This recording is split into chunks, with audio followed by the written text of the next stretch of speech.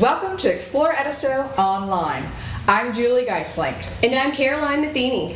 We have an exciting adventure coming up to share with you. We will be traveling the Combahee River following the historic trip in 1863 of Harriet Tubman. It was then that she freed 750 enslaved people. Meg Hoyle will be joining us on this adventure. Meg is a local biologist and owner of Botany Bay Eco Tours. I recently interviewed Meg about this historical event. We have that interview for you now. We hope you enjoy it. Hello, today we're here with Meg Hoyle of Botany Bay Eco Tours. She's a biologist here on Edisto Beach, and she's going to be taking us on our tour to go and follow the Combahee River trip that Harriet Tubman took and rescued 750 enslaved people during the Civil War. Meg, can you please relay to us the story of Harriet Tubman's, historic trip? I would love to. She escaped as a slave in the late 1840s from Maryland, but then during the war, starting in 1861, she was down in the Ace Basin area doing reconnaissance, learning the area, also recruiting people to join the Union troops. And on night of June 2nd, 1863, she led 3 Navy gunboats up the Combahee River, which is known for being very shallow and very treacherous, so it was a difficult trip for her to make. They were able to go up to where the rice plantations were located. The Confederate troops had pulled back up those rivers at the start of the war, and it was the first and most successful raid in the history of the war. Wow. They say to date it's still the only U.S. military operation that was planned by a woman and the only U.S. military operation led by a woman. Excellent. Yeah, it's incredible history. That's pretty interesting. I imagine that it must have been very chaotic for all of those people to realize this was really their one shot at freedom. Exactly. They apparently had been putting out the word that there was going to be this raid. They call it the Combahee Ferry raid. There was a ferry across the river at that time. They were blowing the whistles of the boat to let people know. And in Harriet Tubman's own words, she described the people running with the hot pot of rice still on their head that they had taken right off of the fire from cooking their supper. Children, they'd grab chickens, pigs, anything that they could take with them that would maybe give them some sustenance later.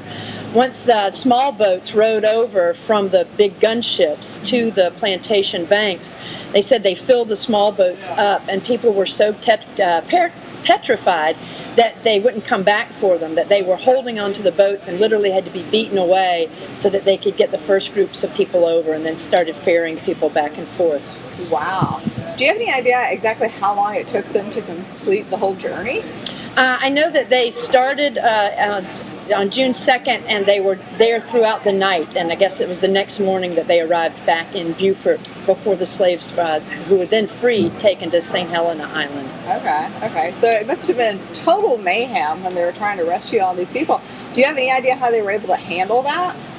They say that she sang, and that actually helped calm people down, that her singing, and of course there were songs that would have been familiar at that time that were sung in the fields and also in the churches, and maybe she sang something that was familiar, or maybe it was just the view of this woman standing at the head of the boat and singing that calmed them down.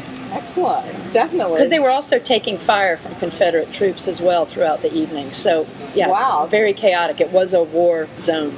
Yeah, that's amazing. Do you know, was there actually any casualties or injuries that were recorded from them? I have read that there were some casualties, and I'm not sure of the numbers. Yeah, right. Absolutely. So what do you expect to occur? Anything, spectacular we should be aware of before we get started on our paddleboard adventure? I think just knowing that history, it really strikes a chord in me. This is something we hadn't heard a lot about, at least when I was growing up. We don't see it a lot in the history books. I think that puts a different tone on the trip, because there was just this amazing act of heroism. And then there's all sorts of natural wonders out there. One thing the Combahee was known for then and now, because the fields were flooded for rice, was lots and lots of mosquitoes. So they'll definitely be our enemy. Nice. What about other creatures and native wildlife that you think that we could encounter? Well, I know you're not excited to hear about this, but we will see the American alligators. Okay. They're a great conservation success story in this region. In 1969, all 23 species of alligators and crocodiles were threatened or endangered because of overhunting.